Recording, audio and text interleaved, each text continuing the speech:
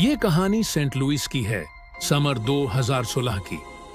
उस time America में एक वियर्ड सा क्लाउन फियास्को चल रहा था। हर जगह लोग क्लाउन बनकर दिख रहे थे, कुछ नाइफ लेके, कुछ बस मजाक के लिए। पर ऐसे ट्रेंड्स हमेशा कुछ लोगों को बाहर ले आते हैं जो सच में डिस्टर्ब्ड होते हैं। मुझे इस रात के सारे डिटेल्स याद नहीं हैं। पहला तो यह काफी टाइम पहले हुआ था, और दूसरा अब भी मुझे इस इंसिडेंट का ट्रॉमा है। उस रात मैं और मेरा दोस्त मैक्स सोच रहे थे कि चलो थोड़ा अर्बन एक्सप्लोरिंग करते हैं। हम गए एक अबैंडन्ड सीमेंट फैक्ट्री के पास, सिटी के नॉर्थ साइड में। उस जगह का नाम था सीमेंट लैंड। सोचो, एक आधा बना हुआ एडल्ट प्लेग्राउंड, पुरानी फैक्ट्री के बचे हुए सीमेंट और मेटल से बना हुआ। उसका क्रिएटर मर गया था कंस्ट्रक्शन के बीच में, और तब से वो जगह इनकम्प्लीट ही रह गई। अब वो जगह बिल्कुल सुना पड़ी थी, क्रम्बलिंग, टूटती हुई, अबैंडन, लेकिन एक्सप्लोर करने के लिए परफेक्ट। मेरे जैसा थ्रिल लवर के लिए तो ड्रीम स्पॉट था। मैं पहले भी कई बार गई थी, पर उस रात वो मेरी लास्ट विजिट थी।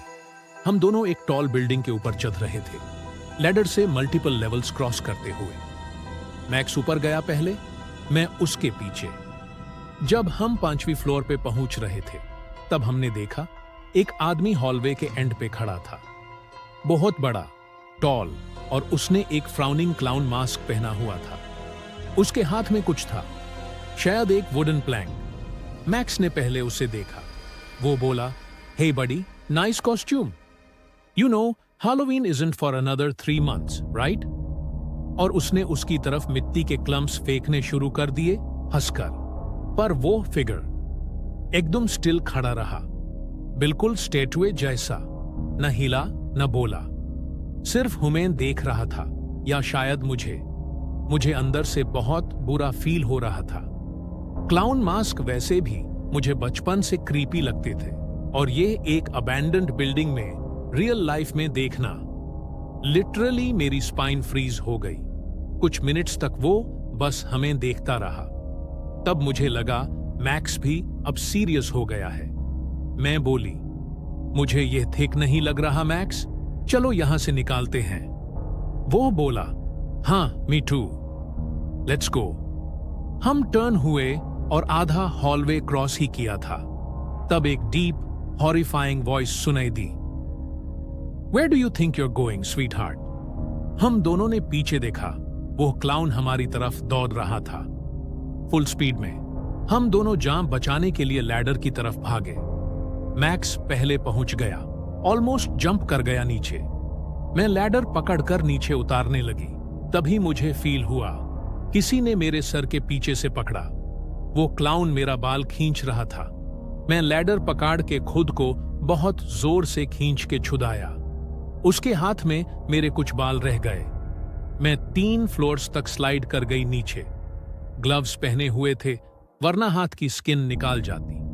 लैंडिंग बहुत हार्ड थी, और मैं बेहोश हो गई कुछ सेकंड्स के लिए। जब होश आया तो मैक्स मुझे बाहर खींच रहा था। मुझे अपनी थाई में शार्प पेन फील हुआ, और ब्लड बह रहा था। मुझे सिर्फ इतना याद है, 5वीं फ्लोर के विंडो से वो फ्राउनिंग क्लाउन मुझे देख रहा था। वो इमेज अब तक दिमाग से नहीं जाती। नेक्स्ट मोमेंट हम कार में थे, घर जा रहे थे। बाद में पता चला, जब मैं लैडर से गिर रही थी तो एक हेवी मेटल पीस पे लैंड किया था। मेरी थाई कट गई थी, 3 बाथ स्टिचेस लगे हॉस्पिटल में। अगर एड्रेनलिन नहीं होता तो शायद एम्बुलेंस का वेट करना पड़ता। उस दिन के बाद मैं कभी सीमेंट लैंड नहीं गई। मुझे अब भी सोच के डर लगता है, अगर उस क्लाउन ने मुझे पकड़ लिया होता तो क्या होता, या अगर मैक्स उससे लड़ता तो। अब भी जब मैं अपने लेग का स्कार देखती हूं, मुझे वो रात याद आ जाती है।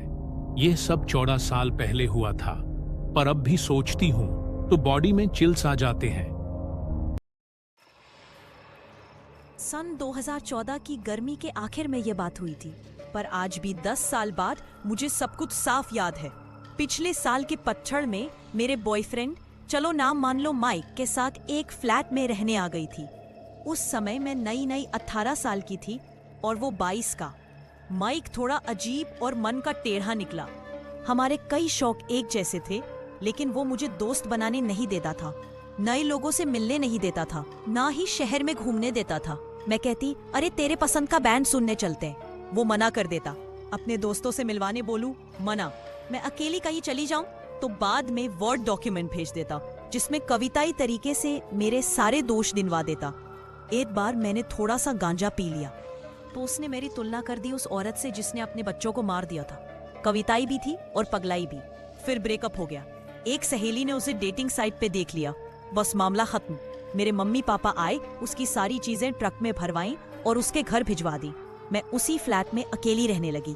सब अच्छा था, अकेलेपन का मजा, दोस्त आने लगे। दूसरी रात सो रही थी, तभी रात के करीब 3 से 4 बजे दरवाजे पर खटखट हुई। मैंने सोचा इतनी रात में कौन होगा और अनसुना कर दिया। फिर से जोर से खटखट हुई, फिर भी मैंने दरवाजा नहीं खोला। कुछ दिन बाद फिर रात के 4 बजे खटखट के साथ दरवाजे की कुंडी भी हिलाई गई। तब लगा कोई दरवाजा खोलने की कोशिश कर रहा है।